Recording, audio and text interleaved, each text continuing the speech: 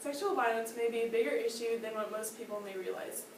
Corinna is the original founder of the Me Too movement, who founded it to raise awareness for the sexually abused, but people may have made this into a positive and negative movement. The Me Too movement is a global social phenomenon that has at times been an abused source of empowerment to destroy the image of men, but is aimed to support the empowerment of sexual assault victims and educate society on the issue of sexual assault. Corinna is the founder of the Me Too movement. Sandra E. Garcia, an author of the New York Times, writes about the founder of this movement. In 1997, Burke realized how severe this issue had really gotten. A 13-year-old girl asked to speak with her privately and explain her experience about being sexually abused by her mom's boyfriend. This left Burke with nothing left to say, not even Me Too. This was when the movement was established.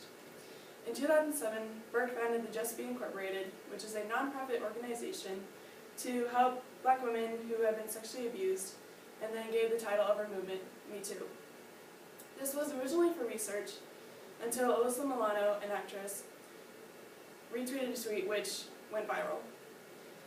She retweeted a tweet that said, if all women who were sexually harassed said, Me Too, then maybe they could get a sense of how large the problem actually is.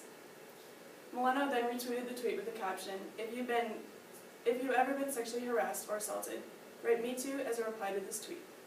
After this tweet, Twitter flooded with thousands of stories of women who had been sexually harassed. This hashtag became a way for women to get their story out there. When Burke saw this, she initially panicked. What she had dedicated her life to for the past several years was taken out from under her and was used for not what she originally intended. Her original intentions were to help Black women who had struggled with being sexually abused. When Milano heard this, she reached out for hopes of collaborating. The two are now putting focus on the victims, which was what Burke originally intended. While Burke and Milano were now moving on, there was still backlash Burke was facing and still struggling to help survivors get their story out there. Burke was facing backlash about the Him Too movement. Aisha Harris, an author of the New York Times, conducted an interview with Burke about her mission. Burke not only faced backlash about the Him Too movement, but also faced problems on Black survivors. To try and help this situation, Burke updated her website so that it would go through new phases. This first phase would contain new types of resources. The first type would be healing resources. Here one could find a therapist or even reach out to someone who may be going through the same problems. The second new resource would be advocacy resources. If one wants to find someone who's doing something in the community, then they can find someone there. The second phase is collecting stories from survivors. Now these would not be stories about being accused, but rather they would be collecting stories on healing because other survivors may need that hope. Since stories are widely advocated by the internet, Burke counters this by saying that there's no need to tell a story, you just need to get it out in some way. This could be either a friend or a therapist or even a journal. Burke believes that retelling a story simply does not help, but only hurts. She wants survivors to tell their story, but has a hard time getting Black women to tell their story because it's harder for them. It's harder for Black women to say anything or even accuse a Black man because people may not even believe them. Burke has been told many stories of Black women who don't feel comfortable coming forward and to express what happened. To quote Burke from this article, "We cannot wait for the narrative to catch up with us. We can't wait for white folks to decide that our trauma is worth centering when we know that it's happening." While Burke had some struggles along the way today she's sure about what the movement is advocating. According to the Me Too website, their purpose is to help Black women and young girls who have been through sexual violence. They want to create a community to help survivors come together and support each other. Their purpose is to create solutions and to help stop sexual violence.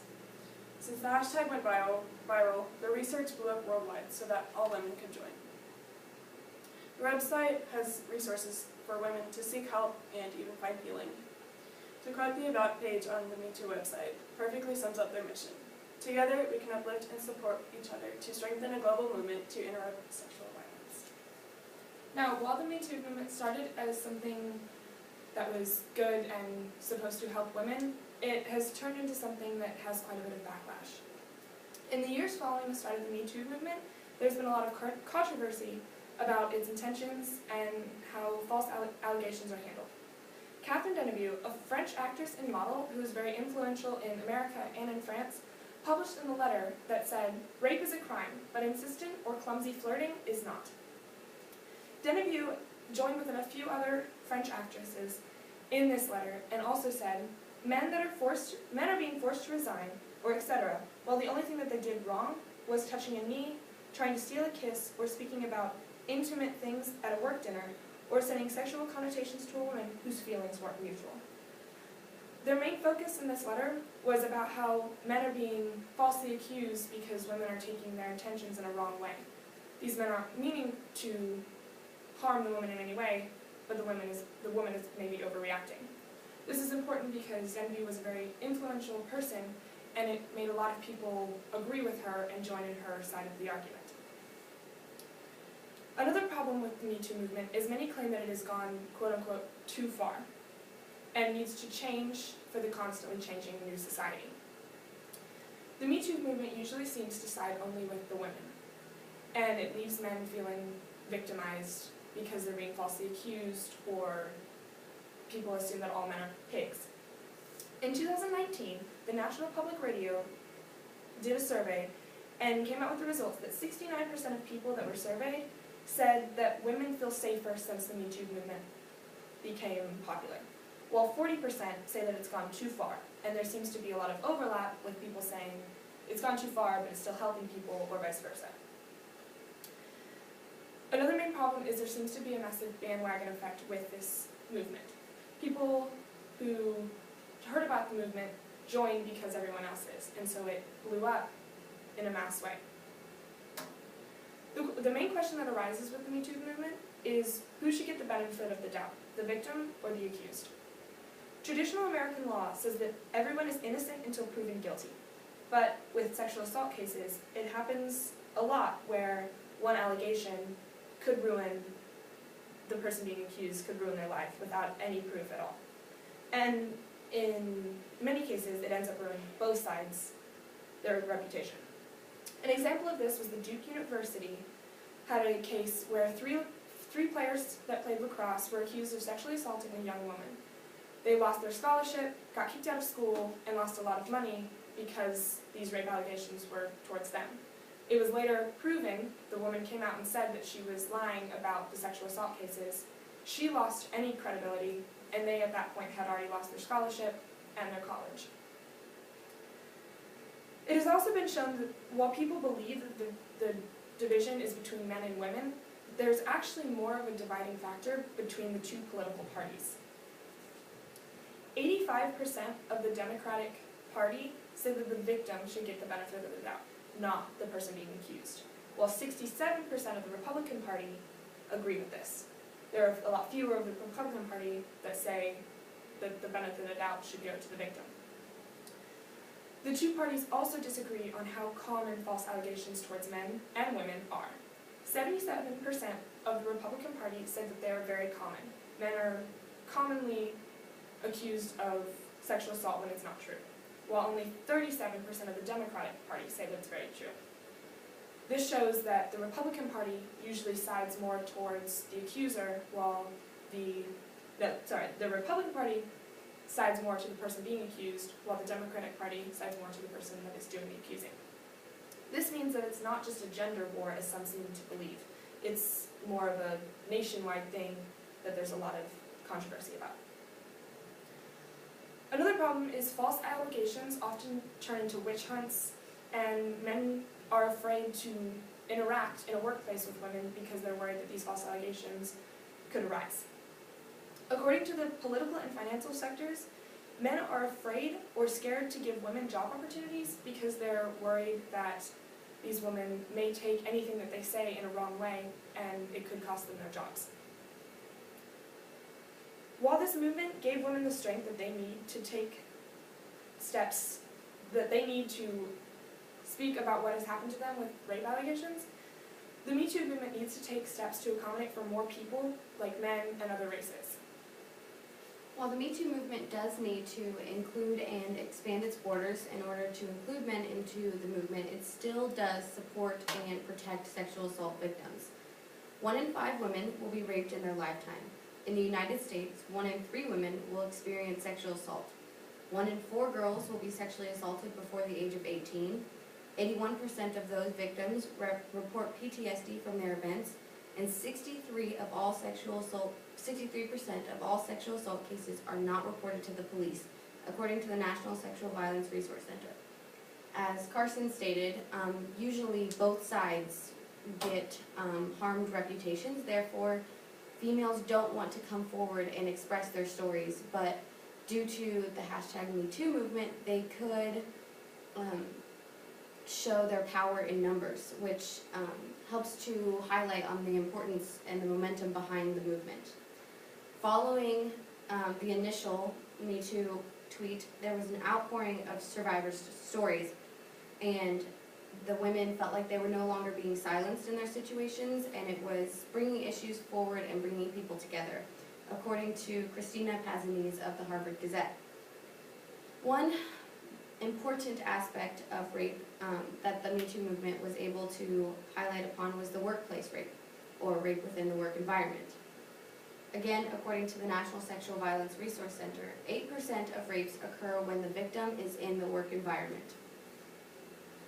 In the better-known cases to the #MeToo movement, such as Charlie Rose and Kevin Spacey, it is believed that their abuse of power led them to give the ability to conduct sexual assault against these victims, also according to the Harvard Gazette. So, their power as authority figures led them to believe that they could coerce less powerful people into unwanted situations, and obviously sexual assault or sexual harassment would be an unwanted situation, and then push them into silence concerning those situations, such as hush money, or if you are to tell someone, I will do this. According to Julia Wood in our Communication Mosaics, an introduction to the field of communication, power is an important piece of communication in every society, and it's used to define dominance. In the example of sexual assault, the male is usually the one asserting the dominance on the female.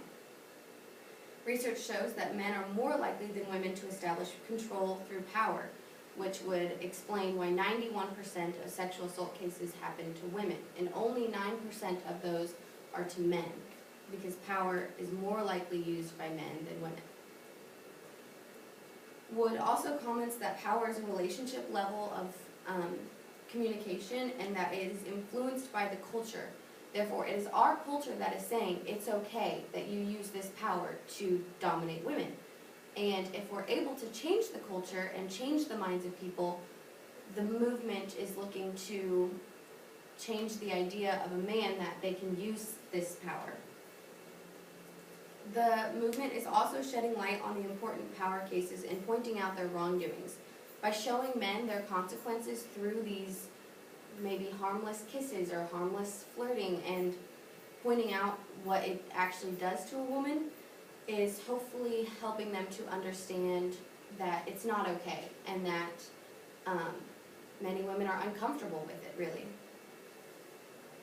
Therefore, the movement is looking to change the culture and bring the issue of sexual harassment to light. Obviously, thousands of people shared the #MeToo tweet, which was really impactful on the United States culture. Even many celebrities were to wear black when they were supporting the women. Therefore, rape is the most unreported crime in America, according to the National Sexual Resource Violence Center. And it is important that we hear these stories in order for the word to be spread. An important part of the culture that's changing is that companies are now figuring out how to address the sexual harassment in the workplace. Obviously, usually men are more authority figures than women, and companies are trying to figure out how that they can prevent the sexual harassment from happening before it happens, instead of the other way around, according to the Harvard Gazette. They are establishing new norms within the workplace, and they are bringing outsiders into the workplace to address the situations. So they're trying to take people from outside their companies and look in and say, yeah, he or she is doing something that's not okay, this should be prevented. Another thing that workplaces are doing is they are leading seminars or meetings on the consequences that their actions will have. Recently, Gillette promoted the Me Too movement with a commercial that was controversial, urging men to be their best, and I will show you that now.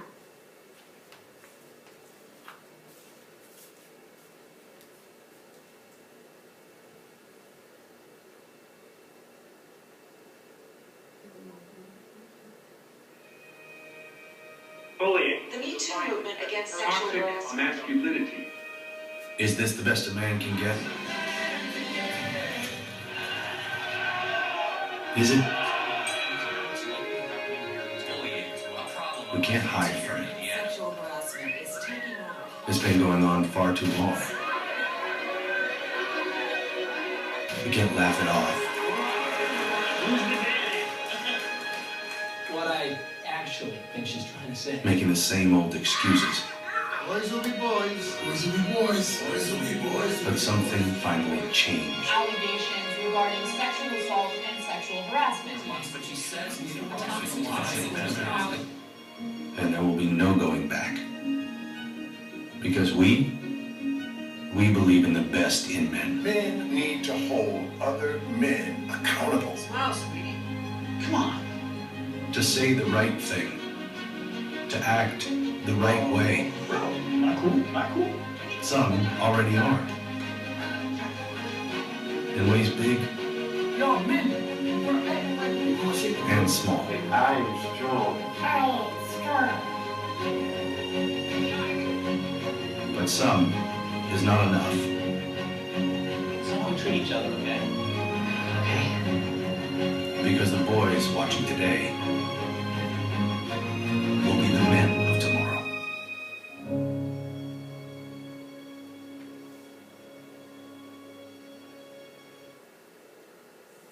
So as you can tell, the commercial highlighted on how men should be holding each other accountable and how they can really help to change the culture.